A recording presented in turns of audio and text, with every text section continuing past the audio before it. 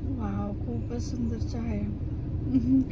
एकदा याल तर हमखास प्याल. खरंच कुरुडवाडी स्पेशल चहा नावच त्यांचं आहे. ते ह्या चहाचं हेच आहे.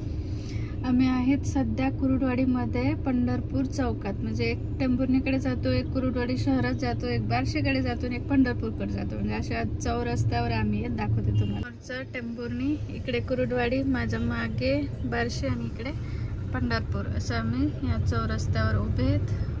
सुंदर चहा आहे आणि मी घरनंच मेहंदी काढून आली आहे.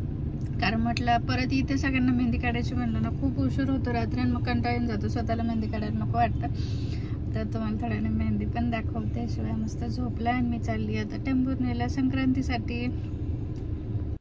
Good morning. तर काल आल्यानंतर परत काही शूट करणं झालं नाही. आज आहे नेक्स्ट डे आणि सकाळी सकाळी आज पूजा चालू आहे. तर एवढं सुंदर सूर्यनारायण उगवून वरती आला आहे. एवढं छान वातावरण आहे. सगळीकडे पक्ष्यांचा किलबिलाट, शुकशुकाट आणि सगळ्यांची कामं सुरू आहेत. तर खूप भारी वाटतं ना सकाळ सकाळची ही वेळ. त्यात आमची सुरू आहे पूजा. तर अजूनच जास्त प्रसन्न आणि मस्त वाटते.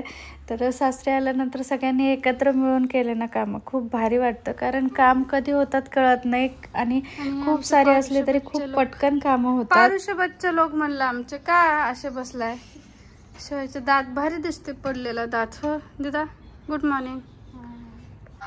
तर आज आहे पौष महिन्यातला रविवार आणि आमची चालली आहे सूर्यनारायणाची पूजा. सूर्य उगवून मस्त आलाय आणि इथून एवढा छान सूर्य दिसतो.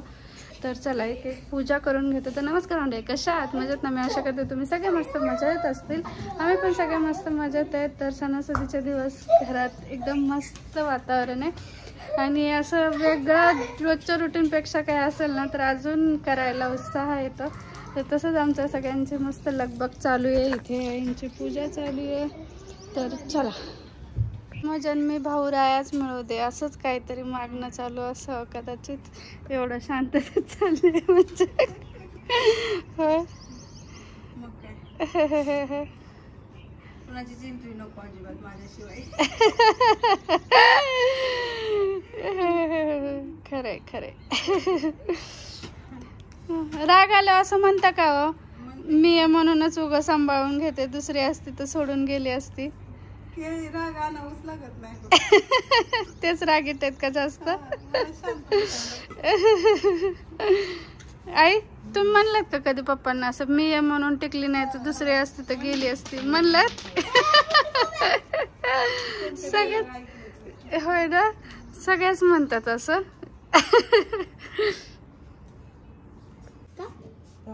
फिरायला नाही नाही, फिरायला नाही, फिरण्यासाठी गुडघे. हे पौष महिन्यातले रविवार कोण कोण पकडतात नक्की सांगा. तर त्याचीच पूजा असते. तर पौष महिन्यात असं सकाळी सूर्य उगायच्या वेळेस सूर्यनारायणाची पूजा करायची असते. पाटावर छोटासा सूर्यनारायण काढून त्याला वस्त्र माळ परत हळदी कुंकू व्हायचं असतं. गूळ खोबऱ्याचा नैवेद्य दाखवायचा आणि असेल तर पान सुपारी ठेवायची. त्यानंतर गाजर ठेवायचं. असं पूजा करतात आणि ज्या कोणी सवाष्णी आहेत त्या सगळ्या ही पूजा करतात. मला वाटतं लग्नाच्या आधी पण ही पूजा केली जाते. तर तीच पूजा आमची सुरू आहे आणि स्वयंपाक करता करता आलो कारण आई बोलल्या की परत खूप उशीर होईल, 6:30 वाजलेत. तर मग आधी पूजा करून घेतो आणि त्यानंतर परत स्वयंपाक करायला आज जातो. त्याच्यामुळे आधी आलो होतो पूजा करायला आणि खूप भारी वाटतं असं सकाळी सकाळी पूजा केली ना. प्रसन्न वाटत होतं. तर आणि त्यात पुन्हा सगळे एकत्र असं गडबड गोंधळ हास्य मजाक सगळं चालूच राहतं आणि त्यात मला तर असं स्वतःही हसायला आवडतं आणि दुसऱ्यांनाही हसायला आवडतं. तोपर्यंत आमचे 2 कार्टून उठून इथे येऊन बसले होते, दीदी आणि शिवाय. प्रियंका ताई पूजा तिकडेच करतील पण थोड्या वेळाने येतील कारण आम्ही सोबत. मग नंतर उद्या आहे संक्रांत तर त्याच्या आदला दिवस आहे. तर मग ते संक्रांतीचे जे सुगड असतात ना त्याची पण आम्हाला पूजा करायची आदल्या दिवशी. संक्रांतीच्या आदल्या दिवशी आम्ही ते सुगड व्यवस्थित मांडतो. त्यात ते जे काय वाणाचं सामान असतं ते सगळं भरायचं, त्याची पूजा करायची आणि त्यानंतरच जे आपली भोगीची भाकरी असते भाजी असते ती सगळी खायची असते. तर त्याचा स्वयंपाक चालू आहे इथे. ही पूजा झाल्यानंतर घरातला स्वयंपाक संपवूया आणि त्यानंतर ते सुगडची पूजा करायची. तिळाची पोळी मस्त. त्यानंतर इकडे बनवली ताईंनी ठेंगटची भाजी मस्त मस्त. त्याला आमचं चाललंय आता आत येऊन स्वयंपाक. आता ना बाकीचे सगळे कामं आवरले आणि आता आम्ही आलो सुगड पूजा करायला. तोपर्यंत प्रियंकाताई पण आल्या आणि आता सुगडची आधी पूजा करायची. आमच्याकडे असं करतात, प्रत्येकीनं आपला आपला खण मांडायचा, त्यात हे जे आपण वाणाचं सामान देतो ना, म्हणजे देवाला वाहतो ते सगळं भरायचं आणि त्यानंतर त्याची पूजा करायची. आणि आजची जी भाकरी आणि भाजीचा नैवेद्य असतो तो पहिले आपल्या सुगडला दाखवायचा आणि त्यानंतर आपण खायचा. तर भाकरी आणि राळ्याचा भात असाचा नैवेद्य असतो. तर तीच सगळ्यांची पूजा चालू आहे आणि इथून मग आम्ही आतमध्ये जाणार. आणि आज रविवारचा उपवास पण आहे, त्याच्यामुळे मग लवकर जेवणार नाहीत, कारण याच्यावरच उपवास सोडायचा. त्याच्यामुळे मग काय करणार, संध्याकाळी उशिरा जेवण्यापेक्षा मग 12च्या नंतर किंवा मग असं दुपारीच उपवास सोडला. तर पण हे भाजी भाकरी खाऊनच उपवास सोडला आजचा. आता इथून आम्ही आता आत जातो आणि सगळे आले. तर गप्पात ना इथं आल्यानंतर कसा वेळ जातो कळत नाही, कारण त्यांच्याकडेही भरपूर साऱ्या गप्पा असतात, आमच्याकडेही भरपूर साऱ्या गप्पा असतात. खूप दिवसानंतर भेटल्यानंतर असं होतंच ना, असं तसं इकडचं तिकडचं सांगणं ना, आमच्याकडे तर खूप असतं. सगळे मस्त बसतात आणि काय काय विषय निघत राहतील ना, सांगता येत नाही. आम्ही कुठून कुठे जातो ते पण कळत नाही, इतक्या सगळ्या गप्पा मारतो. होय, तुला असं भांग एवढा छान दिसत नाही स्वरूप मधनं. तू माझ्यासारखीच आहे, मला पण मधनं भांग सूट होत नाही माझ्या फेसला. नाही, थोडस वेगळं दिसतं पण असं नाही छान वाटत की नाही.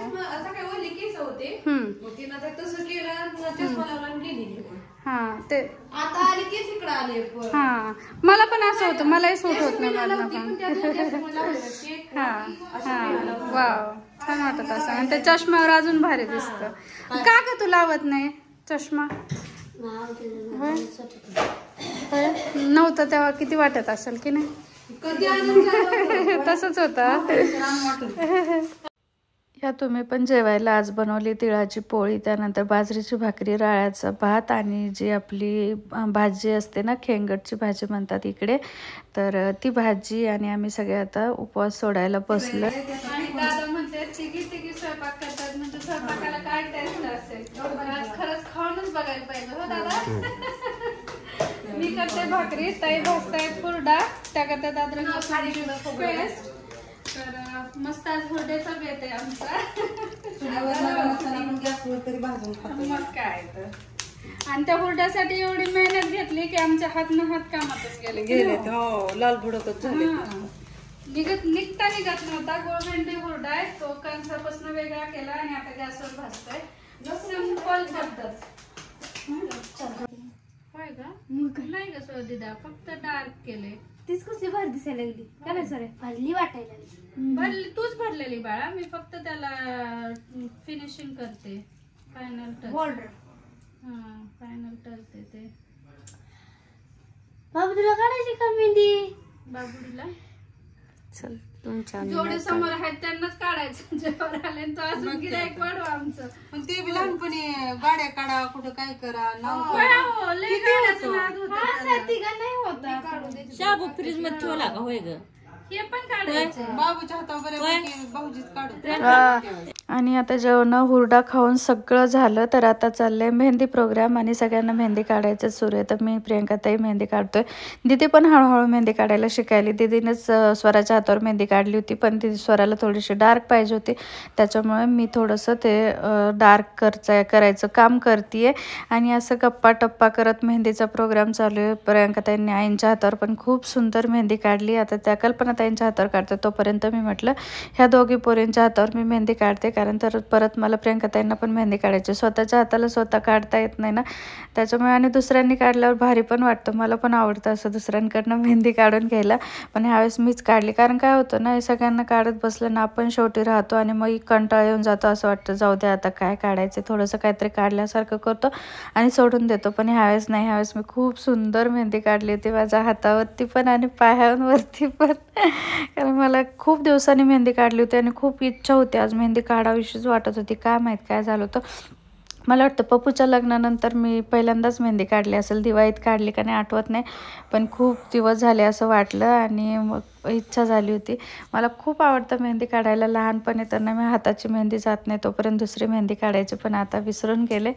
तर चला, कसं वाटलं छोटूसा व्हिडिओ कमेंटमध्ये सांगा. एवढंच सगळं शूट केलं होतं. नंतर मेहंदीचे स्क्रीनशॉट घ्यायचे, फोटो व्हिडिओ घ्यायचं लक्षच नाही. तर सॉरी, जेवढं काही शक्य झालं, जेवढं लक्षात आलं तेवढं सगळं तुमच्यासोबत शेअर केलं. कारण ना काय झालं, खूप दिवसापासून व्हिडिओ बंद आहेत, तर कधी लक्षात राहते कधी नाही. पण जेवढं काय होतं तेवढं सगळं शेअर केलं. तर कसा वाटला नक्की कमेंटमध्ये व्हिडिओ सांगा.